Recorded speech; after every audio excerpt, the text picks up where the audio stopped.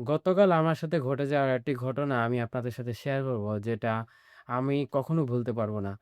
Basically আমি আর আমার একটি বন্ধু স্টেশনে ঘুরতে গেছিলাম।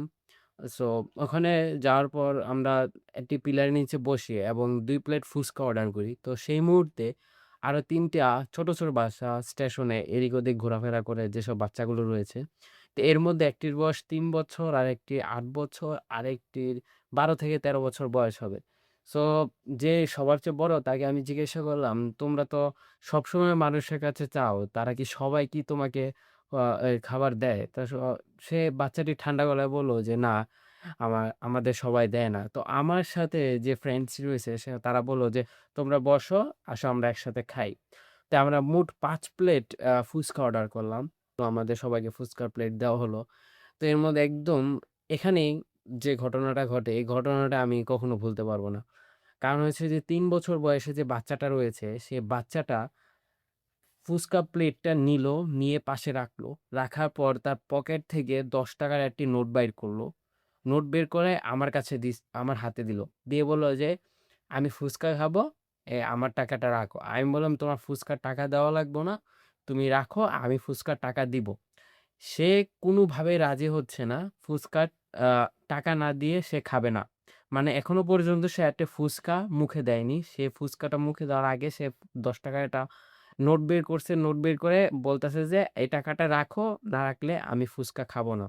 আমি, আমার বন্ধু, আশেপাশে স্টেশনের যে আশেপাশে মুরুব্বিরা রয়েছে, লোক রয়েছে, তাকে অনেক বোঝানোর চেষ্টা করছে। তারপরও সে এই টাকা না দিয়ে সে ফুচকা মুখে দিবে না। শেষমেশ তার মন রাখার জন্য আমি তার থেকে এই ৳১০ নিই। ৳১০ নিয়ে তার ৳১০ নেই। আপনি বিশ্বাস করবেন না, সে কতটা হাসিমুখে তারপর ১ম ফুচকাটা মুখে দিছে।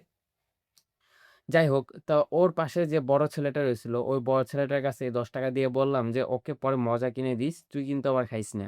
তো এখান থেকে আমরা কি বুঝতে পারলাম? বিষয়টা হচ্ছে আত্মসম্মানের কোনো বয়স নেই। আত্মসম্মান একটি ছোট শিশু নিজের সম্মান রক্ষা করতে পারে। মনে করেন কাউকে যদি সাহায্য করতে চান, তাহলে তার সম্মানটা বজায় রেখে তারপর সাহায্য করা উচিত। এবং তার কথার প্যাটার্ন দেখে আমি আরেকটা একটা জিনিস বুঝতে পারলাম। সেটা হচ্ছে সে অন্যের হকের প্রতি খুবই সচেতন। মানে তার কথার ধরণটা এরকম ছিল যে, "টাকাটা নেও, তারপর আমি ফুচকা খাবো।"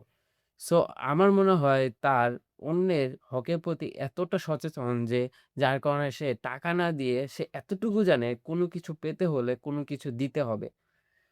সো এটা থেকে আমরা এতটুকু বুঝতে পারি যে আত্মসম্মানের কোনো বয়স হয় না। কারণ আমরা বেশিরভাগ সময় আমরা মনে করি যার আ কিছুই নেই তার আত্মসম্মানও নেই। বেশিরভাগ ক্ষেত্রে এটা বাচ্চাদের সাথে হয় যে ২-৩ বছরের যে বাচ্চাগুলো রয়েছে, এগুলোকে অনেক সময় আমরা মেয়েদের ড্রেস বা ছেলেদেরকে মেয়েদের ড্রেস পরিয়ে দেয়। আরে ওর আত্মসম্মানের কি আছে? না, ৩ থেকে ৪ বছর বয়সের বাচ্চারও তারও সম্মান আছে, তারও আত্মসম্মান আছে, তারও গায়ে লাগে। সো এখান থেকে আমরা আরো একটা জিনিস বুঝতে পারি, সেটা হচ্ছে গরিব থাকার মানে এই না যে ভিক্ষার মন মানসিকতা নিয়ে বেঁচে থাকা। আপনি গরিব বলে মানুষের কাছে একটি ভিক্ষার মন মানসিকতার মতো কোনো কিছু চাইবেন বা সাহায্য চাইবেন, এটা কিন্তু না। ভিক একজন গরিব মানুষও সে জীবনে সফল হয়ে আরো ৪-৫ জন মানুষকে হেল্প করতে পারে। সো এই বাস্তব কাহিনী থেকে আমরা এই জিনিসগুলো বুঝতে পারি। আর আপনি কি বুঝতে পেরেছেন সেটা কমেন্টে অবশ্যই জানাবেন। ধন্যবাদ।